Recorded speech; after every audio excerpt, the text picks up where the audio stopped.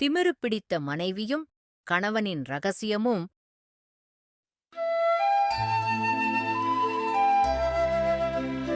நகரத்துல அப்துல்லா, ஆயிஷா அப்படின்னு ஒரு கணவன் மனைவி இருந்தாங்க. அப்துல்லா ரொம்ப தன்மையான பாசமான மனிதன். ஆனா ஆயிஷா ரொம்ப திமிரு பிடிச்சவளா இருப்பா. யாரு என்ன சொன்னாலும் அத மதிக்கவே மாட்டா. தனக்கு என்ன தோணுதோ அததான் செய்வா. யாரை பத்தியும் யோசிக்க மாட்டாள். ஆனால் அப்துல்லா ஆயிஷா பண்ற எல்லாத்தையும் பொறுத்து போவான். அப்துல்லா கிட்ட ஒரு ரகசியம் இருந்தது. அதாவது அப்துல்லாவுக்கு எந்த விலங்குகள் பேசினாலும் அதை கேட்கிற சக்தி இருக்கு. அந்த விலங்குகள் பேசுறது எல்லாமே அப்துல்லாவுக்கு கேட்கும். ஆனா அத அவன் யார்கிட்டயாவது சொன்னானா அந்த நொடியே அவன் உயிர் போயிடும். அதனால அவன் இந்த ரகசியத்தை யாரிடமும் சொல்லல. நம்மளுக்கு இப்படி ஒரு அதிசய சக்தி இருக்குன்னு நம்ம மனைவி கிட்ட சொல்லாமலே எவ்வளோ காலத்தை கடத்திட்டோம். இங்கே எந்த விலங்குகளும் இல்ல. நம்ம இனிமேலாவது நம்ம ஊருக்கு போய் நம்ம பண்ணையில் உள்ள மிருகங்களோட நேரத்தை செலவு பண்ணலான்னு நினைக்கிறேன். கடவுள் நமக்கு தான் அந்த அதிசய சக்தியை கொடுத்துருக்காரு. நம்ம இத்தனை நாளா பணம்னு அலைஞ்சு அந்த சக்தியை பயன்படுத்தவே இல்லை. இனி இருக்கிற கொஞ்ச நாள்லாவது அந்த விலங்குகளோட செலவு செஞ்சா நல்லா இருக்கும்னு நினைக்கிறேன். இதுக்கு எப்படியாவது நம்ம மனைவி ஆயிஷாவை சம்மதிக்க வைக்கணும். சீக்கிரமா நம்ம கிராம வீட்டுக்கு போய் அங்கேயே இருக்கணும். ஏம்மா ஆயிஷா, நமக்கு போதுன்ற அளவுக்கு பணம் சேர்ந்தாச்சு. இனி 10 தலைமுறைக்கும் நம்ம உட்கார்ந்து சாப்பிடுற அளவுக்கு நம்ம கிட்ட சொத்தும் இருக்கு. அதனால நான் என்ன நினைக்கிறேன்னா, 2 பேரும் கிராமத்துக்கே போய் அங்க இருக்கிற அந்த பண்ணை வீட்டுல இருக்கலான்னு நினைக்கிறேன். அப்பப்ப வேணும்னா நம்ம நகரத்துக்கு வந்துட்டு போலாம். அங்க போய் ஒரு நிம்மதியான வாழ்க்கைய வாழ்வோம். என்னது, இந்த நகரத்தை விட்டுட்டு அந்த கிராமத்துக்கு போய் என்ன இருக்க சொல்றீங்களா? என்னாலெல்லாம் வர முடியாது. யாராவது நகரத்துல இருந்து கிராமத்துக்கு போவாங்களா? கிராமத்துல இருந்து தான் நகரத்துக்கு வருவாங்க. இவ்ளோ பணம் நகையெல்லாம் சம்பாரிச்சு அதெல்லாம் கிராமத்துல நான் எங்க போட்டுட்டு போக? இங்கதான் என்னுடைய ஃப்ரெண்ட்ஸ் எல்லாம் இருக்காங்க. நான்லாம் வர முடியாது. அது இல்லம்மா, இங்க தானே எப்போதும் இருக்கும். அங்க உனக்கு ஒரு புது அனுபவமா இருக்கும்மா. அங்க நல்லா இருக்கும். எங்க பண்ண வீடு ஒன்றும் சின்ன வீடு இல்லை, நல்ல பெரிய வீடு தான். அங்க நீ உன் இஷ்டம் போல இருக்கலாம். சும்மா ஏதாவது ஒளராம இருங்க. என்னால அந்த கிராமத்துல வந்து தங்கியிருக்க முடியாது. உங்களுக்கு வேணும்னா நீங்க போய்க்குங்க. எப்படியும் என்னை விட்டு உங்களால போக முடியாது. போனா சும்மாவா விடுவேன். அதனால பேசாம இங்கேயே இருக்க வழிய பாருங்க. சரி, நான் வெளியில போயிட்டு வரேன். இப்படி ஆயிஷா கோவமா வெளியில கிளம்பி வந்தா. வெளியில போகும்போது அவளோட தோழிய பாக்குறாள். என்னடி ஆயிஷா, எப்படி இருக்க? என்ன எப்போது ரொம்ப சந்தோஷமா இருப்ப, இப்ப கோவமா எரிச்சலா இருக்கிற மாதிரி தெரியுதே. என்னாச்சு உனக்கு? அப்துல்லா ஏதாவது உனக்கு கோவமாக்கிட்டானா? ஆமாண்டி, அவருக்கு வேற என்ன வேலை இருக்கு? எப்ப பார்த்தாலும் எதையாவது உளறி என்னை கோபப்படுத்துறாரு. அதான் அவர் வேலை. இப்ப என்னடானா அவரோட பழைய கிராமத்துக்கே போகலான்னு சொல்றாரு. அங்க போய் நான் என்ன பண்ண முடியும்? அதெல்லாம் முடியாதுன்னு சொல்லிட்டு வந்துட்டேன். இது கிராமத்துக்கு போலான்னு சொல்றாங்களா? என்னடி இது, சுத்தமா வாழ்க்கையே புரியாம இருக்காரு. நம்மலாம் கிராமத்துக்கு போய் என்ன பண்ண முடியும்? இங்க இருக்கிற வசதி எல்லாவது அங்க இருக்கா? நீ போகலேன்னு சொல்லிடு, அதெல்லாம் சரி வராது. ஆமாண்டி, அதைத்தான் நானும் சொல்லிட்டு வந்துட்டேன். சரிடி, நான் வீட்டுக்கு போறேன். அப்புறம் பார்க்கலாம்.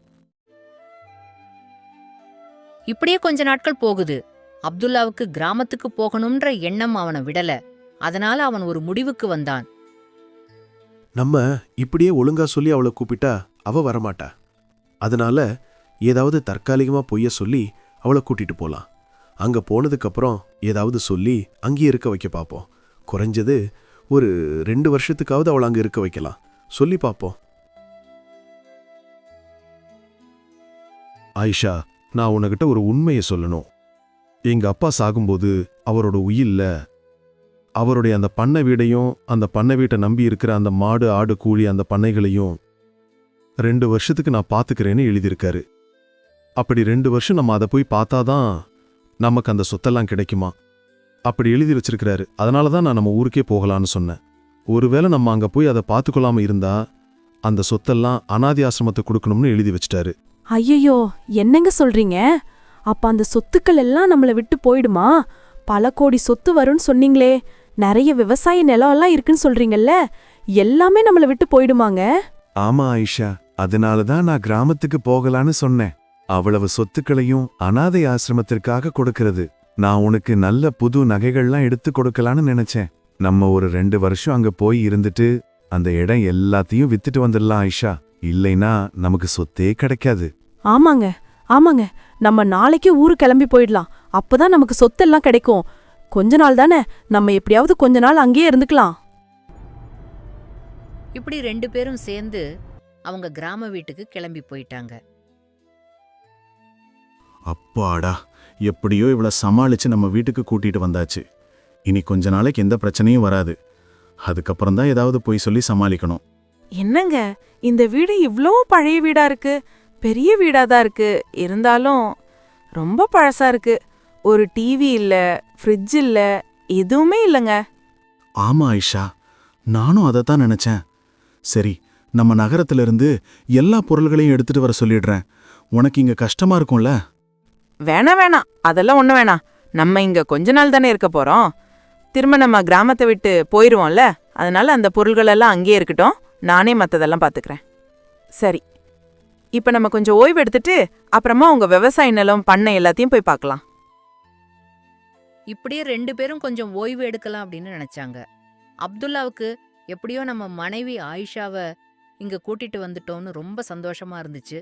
ஆனா ஆயிஷாவுக்கோ ஏண்டா இங்க வந்தோம், எப்போ இங்கிருந்து போகலாம் அப்படின்ற நினைப்பா இருந்துச்சு.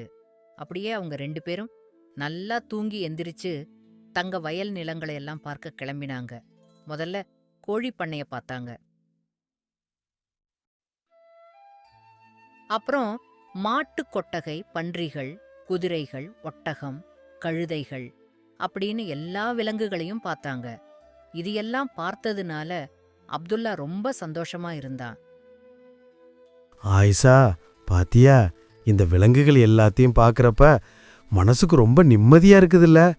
இத்தனை நாள இதுங்களை பிரிஞ்சு இருந்தது எனக்கே ரொம்ப வருத்தமா இருந்துச்சு. இப்பதான் எனக்கு நிம்மதியா இருக்கு. என்னது, இந்த விலங்குகளை பார்த்தா நிம்மதியா இருக்கா? இந்த விலங்குகள் எல்லாம் எவ்ளோ குப்பையாவும் அழுக்காவும் ஒரே கெட்ட நாத்தத்திலையும் இருக்குங்க. இத பார்த்தா உங்களுக்கு பிடிச்சிருக்கு? சரி சரி, என்னமோ பண்ணுங்க. நம்ம இங்க இருக்க போறது 2 வருஷம் தானே. அதுவரை நீங்களாச்சு இந்த விலங்குகளாச்சு. வாங்க போலாம். சரி சரி, நான் இந்த வேலை எல்லாத்தையும் பாத்துக்கிறேன். நீ வீட மட்டும் பாத்துக்கோ, அது போதும்.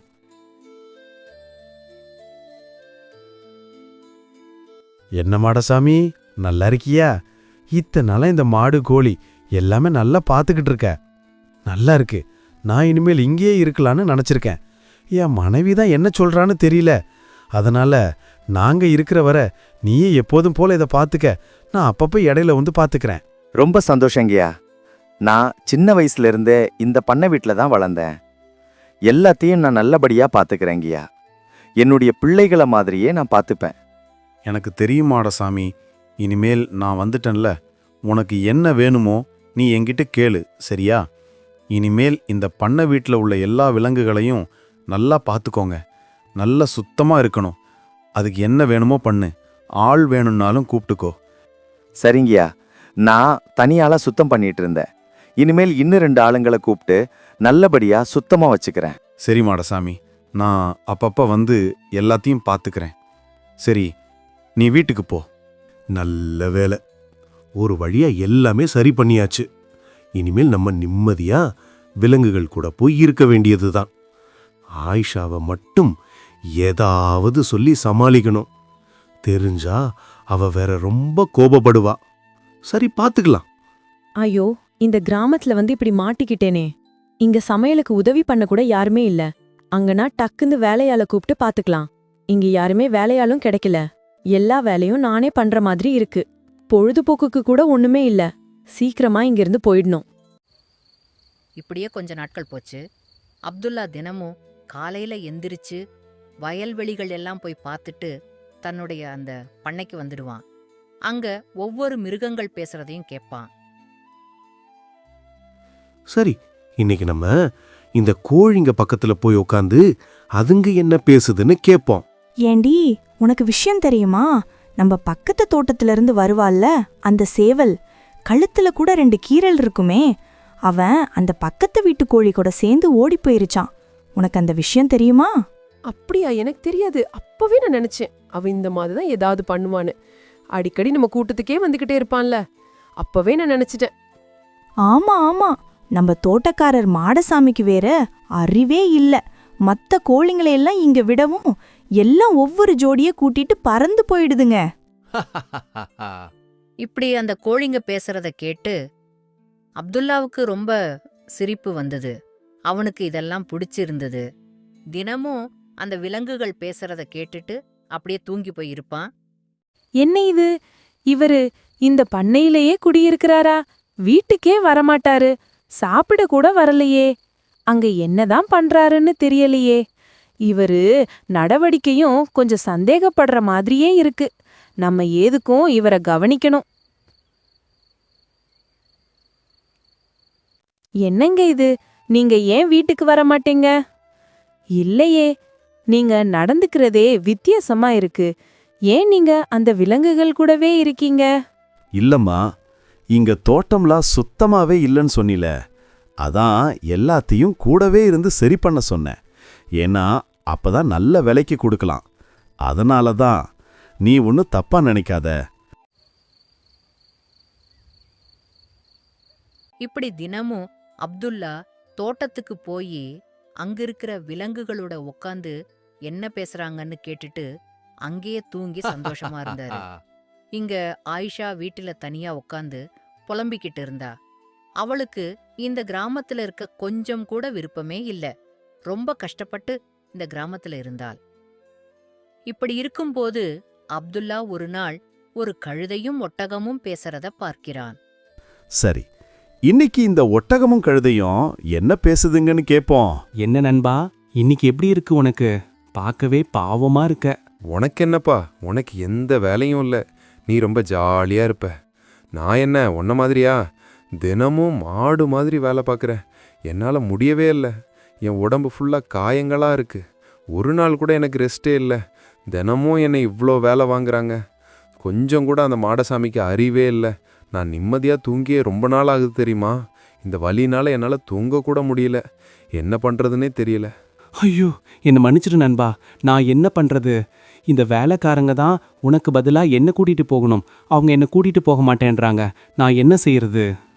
சரி சரி விடு. எனக்கு உண்மையில கோபம் இல்லை. நான் என்னதான் நினைச்சு வருத்தப்படுறேன். ஏன்னா எனக்கு ரொம்ப உடம்பு வலிக்குது. நான் இங்க வந்ததிலிருந்து தினமும் ஒரு நாள் கூட ஓய்வில்லாம போயிட்டே இருக்கேன். அதுக்கு என்ன பண்றதுன்னே தெரியலையே. அதை நினைச்சு நான் கவலைப்படுறேன். அந்த கோபத்துல தான் உன்கிட்ட பேசிட்டேன். நீ என்ன பண்ணுவ? நண்பா, எனக்கு ஒரு யோசனை இருக்கு. நீ என்ன பண்ற? நாளைக்கு காலையில மாடாசாமி உனக்கு சாப்பாடு வைக்க வரும்பொழுது எந்திரிக்காத. எவ்வளோ கூப்பிட்டாலும் நீ அசையாம அப்படியே படுத்துரு. உனக்கு ஏதோ உடம்பு சரியில்லைன்னு நினைச்சி உனக்கு பதிலா என்ன கூட்டிட்டு போவாங்க. நீ நல்ல ஓய்வு எடுத்துக்க, சரியா? அப்படியா? இது நடக்குமா? ரொம்ப நன்றி. நீ நல்ல யோசனை கொடுத்துருக்க. நான் அப்படியே பண்ணி பார்க்கறேன். பரவாயில்லையே, இந்த கழுதைக்கு எவ்வளவு நல்ல மனசு. அதுவே ஒட்டகத்துக்கு உதவி பண்றன்னு சொல்லுதே. சரி சரி, நாளைக்கு என்ன பண்ணுதுங்கன்னு பாப்போம். இவர் மேல ஏதோ சந்தேகமா இருக்கு. அவரா பேசுறாரு, போய் அந்த மிருகங்கள் கூடயே நிக்கிறாரு. சரி, நாம எதையாவது குடுக்கற மாதிரி போய் பாப்போம். இப்படி ஆயிஷா அப்துல்லா மேல சந்தேகம் வந்து அங்க தோட்டத்துக்கு போறா. அங்க போய் அப்துல்லா தனியா பேசுறத பாக்குறா. என்னங்க இது, தனியா உட்காந்து பேசிட்டு இருக்கீங்க? என்ன பேசிட்டு இருக்கீங்க? ஐயோ, ஆயிஷாவா? தனியா பேசிட்டு இல்ல, சும்மாதான். நீ என்ன திடீர்னு இந்த பக்கம் வந்திருக்க? எனக்கு வர வர உங்க நடவடிக்கை மேல சந்தேகமா வருது. நீங்களா தனியா உட்காந்து பேசுறீங்க, தனியா இங்க உட்காந்து சிரிக்கிறீங்க. அதனாலதான் நான் இன்னைக்கு என்ன நடக்குதுன்னு பார்க்க வந்தேன். வர வர வீட்டுக்கே நீங்க வரமாட்டீறீங்க. என்னதான் நடக்குது? உண்மையை சொல்லுங்க. ஐயோ, அதெல்லாம் ஒன்றும் இல்லை ஆயிஷா. எனக்கு இந்த விலங்குகள் எல்லாம் ரொம்ப பிடிச்சிருக்கு. அதுவும் இல்லாம கொஞ்சம் நம்ம எல்லாத்தையும் சுத்தப்படுத்தி நல்லா மெயின்டைன் பண்ணாதான் அதிக பணத்துக்கு நம்ம விற்க முடியும். அதுதான் நான் இங்க உட்காந்து எனக்குள்ளேயே பேசிட்டு இருந்தேன். அதனால தான் நான் இங்கேயே முழு நேரமும் இருக்கிற மாதிரி இருக்கு. மத்தபடி ஒன்றும் இல்லை ஆயிஷா. இப்படியே ஏதோ சொல்லி ஆயிஷாவை சமாளிச்சிட்டான். அடடா, என்ன இது? இந்த ஒட்டகம் இன்னைக்கு ரொம்ப சோர்வா இருக்க மாதிரி இருக்கு. இன்னும் எந்திரிக்கவே இல்லையே. சாப்பாட கூட சாப்பிடாம வச்சிருக்கே. என்னடா இது, உடம்பு எதுவும் சரியில்லையோ? என்ன நம்ம இவ்வளவு கூப்பிட்டும் அடிச்சும் எந்திரிக்க மாட்டேங்குது. அப்ப ரொம்ப உடம்பு சரியில்லை போல. சரி, ஓய்வு எடுக்கட்டும். கொஞ்ச நாளைக்கு நம்ம அந்த கழுதையை வைத்துக்கொள்வோம். இப்படி சொல்லி அந்த மாடசாமி ஒட்டகத்தை தூங்க விட்டுவிட்டு கழுதையை கூட்டிக் கொண்டு கிளம்பினான். பரவாயில்லையே, இந்த கழுதை அந்த ஒட்டகத்துக்காக அது போதி சுமக்க போயிடுச்சு. 2 பேரும் நல்ல நண்பர்களா இருப்பாங்க போல. என்ன இது, இன்னைக்கும் இவர் ஏதோ பேசிக்கிட்டு இருக்காரு. இந்த விலங்குகளை பார்த்து இவர் அப்படி என்ன பேசுறாரு? ஒண்ணுமே புரியலையே. என்னங்க, இன்னைக்கு என்ன பேசிட்டு இருக்கீங்க? அது ஒன்றும் இல்லை, இன்னைக்கு இந்த ஒட்டகத்துக்கு உடம்பு சரியில்லை, அதான் இதனால இருக்குன்னு நினைச்சிட்டு இருந்தேன். மற்றபடி ஒன்றும் இல்லை. ஆயிஷாவ ஏதோ சொல்லி சமாளிச்சான் அப்துல்லா. அதே நேரத்துல அங்க போன கழுதையால அந்த மூட்டைகளை சுமக்கவே முடியல. அதெல்லாம் அதுக்கு ரொம்ப சுமையாக இருந்தது. இங்கு ஒட்டகம் நல்லா தூங்கி சந்தோஷத்துல துள்ளி குதிச்சிட்டு இருந்துச்சு. ஐயோ, நம்ம தேவையில்லாம இந்த ஒட்டகத்துக்கிட்ட சொல்லி இப்ப நமக்கு இவ்வளவு முதுகு வலிக்குதே, வலி தாங்க கூட முடியல. அடி அடின்னு அடிக்கிறான் அந்த மாடசாமி. இவ்வளவு கொடுமையா இருக்கே, நம்ம பேசாம இந்த ஒட்டகத்தையே அனுப்பியிருக்கலாம். நண்பா நண்பா, ரொம்ப நன்றி நண்பா. நான் என் வாழ்க்கையில இப்படி ஒரு நாளும் ஓய்வெடுத்ததே இல்லை. நீ கொடுத்த ஐடியானால நல்லா தூங்குனேன், நல்லா சாப்பிட்டேன், இன்னைக்கு ஃபுல்லா ஜாலியா இருந்தேன். ரொம்ப ரொம்ப நன்றி நண்பா. நான் போயிட்டு வரேன். அந்த கழுதையோட பதில கூட எதிர்பார்க்காத ஒட்டகம் ரொம்ப அளவில்லாத சந்தோஷமா இருந்தது. ஆனா கழுதையோ ரொம்ப சோகமா இருந்தது. இதையெல்லாம் பார்த்த அப்துல்லா நல்ல சிரிப்போடு இருந்தான். அப்துல்லா திடீர்னு இப்படி சிரிக்கிறதா நினைச்சு அவன் மனைவிக்கு ஒன்னும் புரியாம அப்படியே குழப்பமா இருந்தா. ஏன் இவரு இந்த விலங்குகளை பார்த்தா வித்தியாசமா சிரிக்கிறாரு, ஏதேதோ பேசுறாரு, என்னன்னு ஒன்னும் புரியலையே. அதுக்கு மேல நம்ம ஏதாவது கேட்டா ஒன்னும் சொல்ல மாட்டார். சொன்னா நான் செத்து போயிடுவேன்னு சொல்றாரு. அதுக்கு என்ன பண்றதுன்னு தெரியலையே. இப்படியே அடுத்த நாள் மாடசாமி அந்த கழுதையவே கூட்டிட்டு போறாரு. ஐயோ, நடக்கவே முடியலையே. உட்கார்ந்தாலும் இந்த மாடசாமி அடிக்கிறாரு. நம்மளால இது முடியவே முடியாது. எப்படியாவது அந்த ஒட்டகத்தை வேலைக்கு அனுப்பணும்.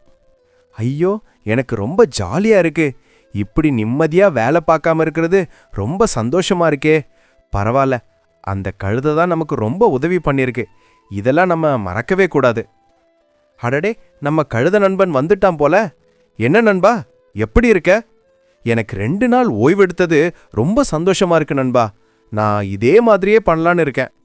இப்படி ஒட்டகம் சொல்லவும் அதை கேட்ட கழுதைக்கு ரொம்பவே கோபம் வந்தது.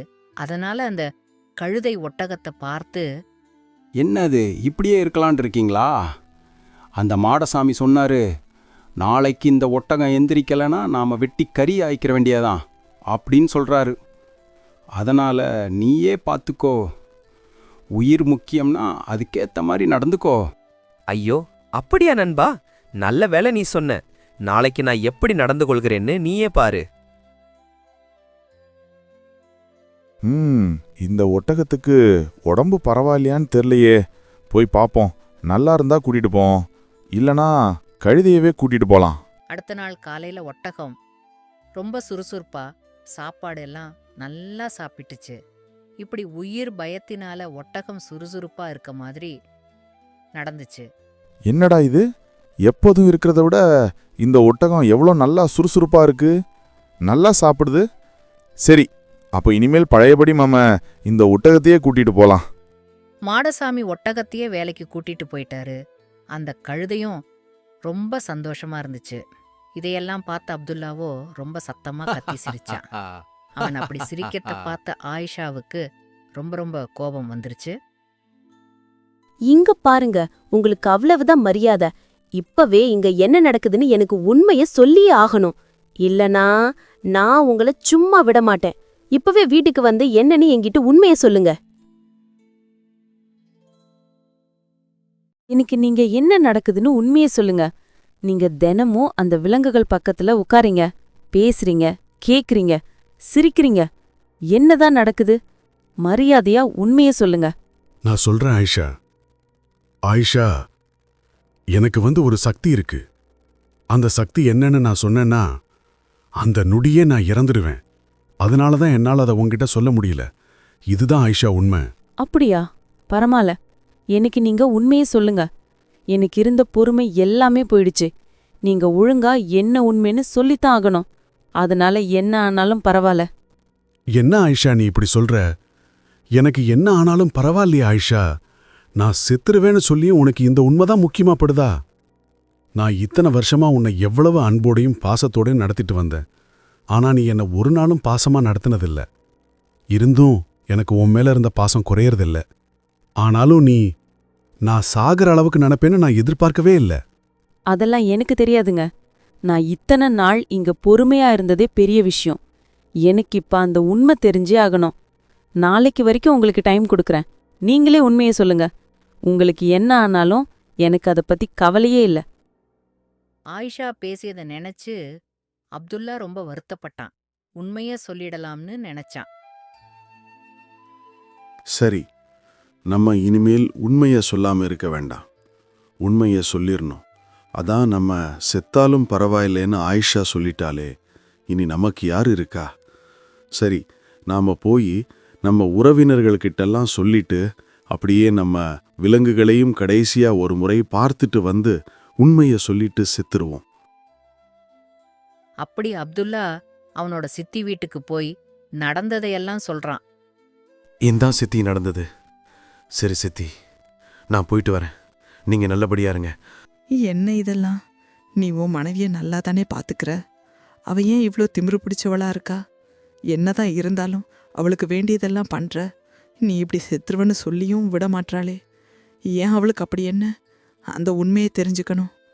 நீ அதெல்லாம் சொல்லாத அப்துல்லா. பரவாயில்ல, நான் போயிட்டு வரேன். நான் என்னைக்காவது உண்மையை சொல்லித்தான் ஆகணும் சித்தி. சரி, நம்ம இந்த மிருகங்கள் எல்லாத்தையும் கடைசியா ஒரு முறை பார்த்துட்டு போயிடலாம். அப்துல்லா கடைசியா ஒரு முறை அந்த தோட்டத்துக்கு போய் அந்த விலங்குகள் எல்லாத்தையும் பார்க்கணும்னு நினைச்சான். அப்போ அங்க கோழிகள் எல்லாம் இப்படி பேசுறத கேக்குறான். ஏய், உங்களுக்கெல்லாம் விஷயம் தெரியுமா? நம்ம முதலாளி இன்னைக்கு சாக போறாராம். அப்படியா? முதலாளி ரொம்ப நல்லவராச்சே. தினமும் இங்க உட்காந்து நம்மள பாத்துக்கிட்டே இருப்பாரு. அவர் ஏன் சாக போறாரு? ஆமாமா, நானும் கேள்விப்பட்டேன். அவருக்கு ஏதோ ஒரு ரகசியம் தெரியுமா. அத வெளியில யார்கிட்டயாவது சொன்னா அவர் செத்துருவாராம். அவங்க பொண்டாட்டி இருக்காங்கல்ல. ஐயோ, அந்த திமிரு பிடிச்ச பொம்பளையா? அது நம்மளெல்லாம் கண்டாலே கல்ல விட்டு எரியும். ரொம்ப திமிரு அந்த பொம்பளைக்கு. அவங்க அவர் சொல்லியும் கேட்காம எனக்கு உண்மைய சொல்லியே ஆகணும்னு சொல்லிட்டாங்களாம். அதனால தான் நம்ம முதலாளி உண்மைய சொல்லி சாக போகிறாரு. நம்ம முதலாளிக்கு அறிவே இல்ல, முட்டாளா இருக்காரு. நான் மட்டும் நம்ம முதலாளி இடத்துல இருந்திருந்தா என்ன பண்ணிருப்பேன் தெரியுமா? ஏன், நீ நம்ம முதலாளியா இருந்தா என்ன பண்ணுவ?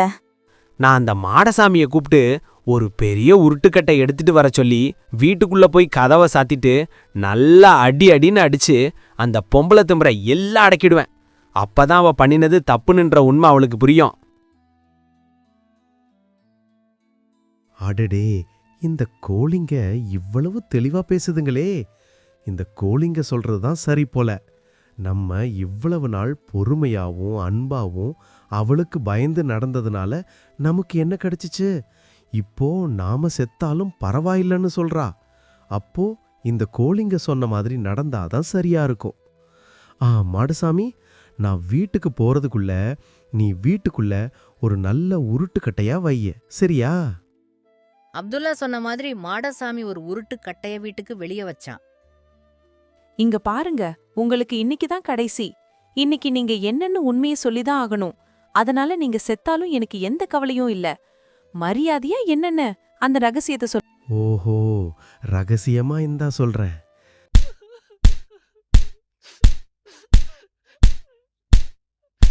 ஐயோ அம்மா, வலிக்குது வலிக்குது. என்னை அடிக்காதீங்க, என்னை அடிக்காதீங்க. ரொம்ப வலிக்குது.